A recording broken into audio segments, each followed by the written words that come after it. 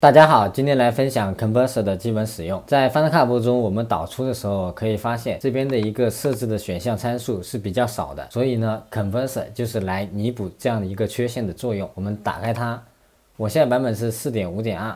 大家第一次打开的时候呢，都有这样的一个显示界面，在左上角就会有一个设置图标，这里的设置是什么意思呢？就是导出格式的意思啊。这边有各种各样的格式供我们进行一个选择，比如 Apple 设备的、视频共享服务的，包括 MP4 的，都可以在这边进行一个选择。像这里呢，我们可以看到这边带4的图标的就是 MP4 的一个后缀，带 Q 的是 MOV， 带 iPhone 图标的就是 M4V。那怎样查看它们具体的一个参数呢？我们可以在右上角有个检查器窗口，点击它就可以打开。那在这边呢，我们就可以知道它的一个扩展名是 M4V， 可以看到 iPhone 图标的是 M4V， 这个 Q 图标的呢就是 MOV。这个4图标的呢就是 MP4， 在这里呢就可以选择自己想要导出的一个格式来选择。好，那么我们怎样更改这些参数呢？我们可以在检查器窗口这边的一个视频。那在这里呢，我们是无法更改参数的，因为呢这些都是 Converser 自带的一个参数，我们是无法更改的。那怎么更改呢？让它变成一个自定义的就可以了。好，以这个宽带为例，我们只要在这边呢右键点击复制。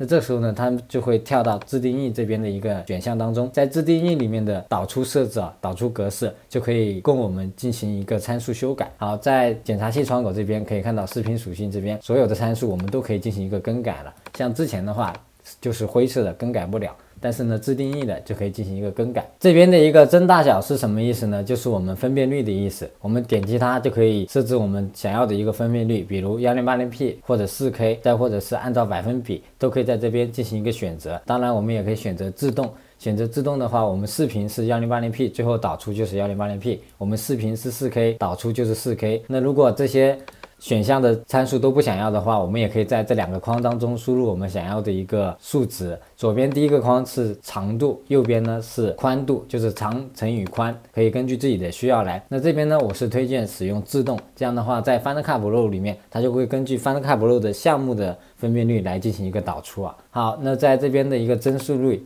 我们也是一样的，选择一个自动，这样的话 Final Cut Pro 里面是怎样的一个帧率，最后导出去就是怎样的一个帧率，除非有其他需要，我们才手动输入想要的一个帧率。好，色彩空间也是差不多，选择一个自动或者是7092020，根据自己的需要来。像这边的一个摄像机 LUT， 我们也可以根据自己的需要来，要不要添加其他的一个 LUT， 或者选择自定义 LUT， 在这边呢都可以根据自己的需要来取消。编码器这边呢，默认情况下它是一个 HR64 的一个编码，如果你们想用 HR65， 也可以选择旁边的 HEVC， 它就是 HR65 的意思。当我们选择 HR65 以后呢，我们也可以更改它的一个颜色，比如是8位颜色或者是10位颜色，都可以根据自己的需要来。像我们一般的话还是使用 HR64 比较多。在下方呢会有一个描述文件，这边呢我们选择高就可以了，这样的话是最高质量。那这边的一个商模式，我们一样选择这边第一个选项。这边无论是描述文件还是商模式，只要选择第一个选项就是最高质量。关键帧间隔这边我们选择自动就可以了，一样的道理啊。在数据处理这边呢，就是我们常说的一个视频码率，我们在这里选择一个自定义，选择自定义，在这边呢就可以输入我们想要的一个视频码率。以这边默认的5000为例，就是一个5兆的码率。如果我们有其他需要想要更高的，就可以在这边加个0，这样的话就是50兆的一个码率。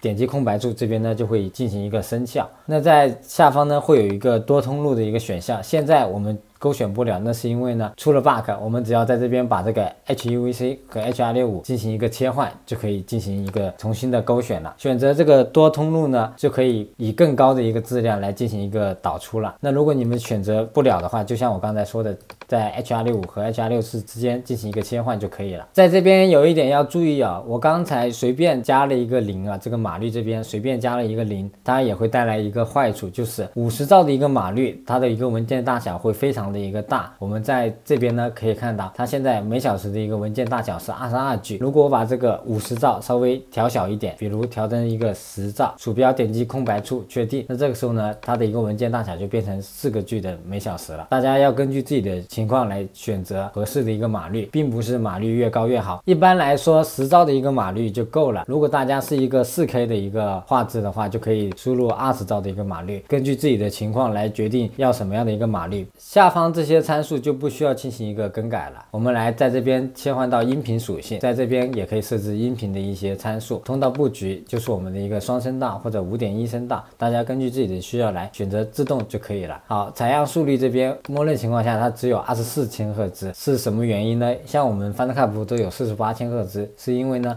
它这边的一个位速率太低了，所以我们要点击它调整到128。好，那这时候呢采样速率这边就会有48千赫兹或者是4.1千赫兹。好，但是一样的，我们选择自动，这样的话会比较省心。格式这边选择一个 AAC 就可以了，质量这边选择最高。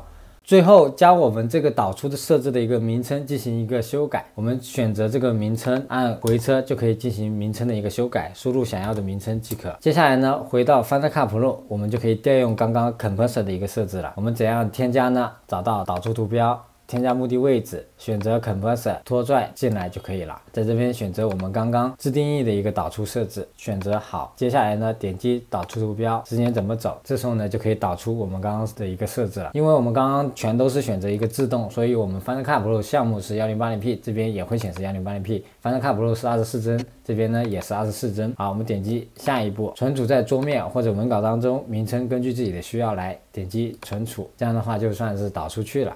在这里呢，一样可以查看它的一个进度。好，我们在这边呢，点击显示，选择这个文件，右键打开方式，选择 QuickTime 默认的一个播放器。好，那在这边呢，我们按 Command+I 就可以查看它的一个基本信息。我们点击视频详细信息，可以看到这边呢，它的一个数据速率，也就是码率，它就会有一个10兆左右的一个码率，包括音频信息这边呢都可以进行一个查看。这就是我们利用 Compressor 来进行一个导出的方法。Final Cut Pro 不能修改的数据码率，在 Compressor 里面都可以进行一个修改，包括说这边的一个视频的分辨率啊、帧率啊、色彩空间啊，在 Compressor 当中都能够进行一个更改。那这里有一个问题就是，如果我们不满意刚才的一个设置，想要重新更改的话，也可以在这边进行一个更改。比如这个码率，我嫌弃它太小了，就可以在这边改成一个20兆的码率，按空白处确定。好，那接下来我们怎么让 Final Cut Pro 同步这样的一个设置呢？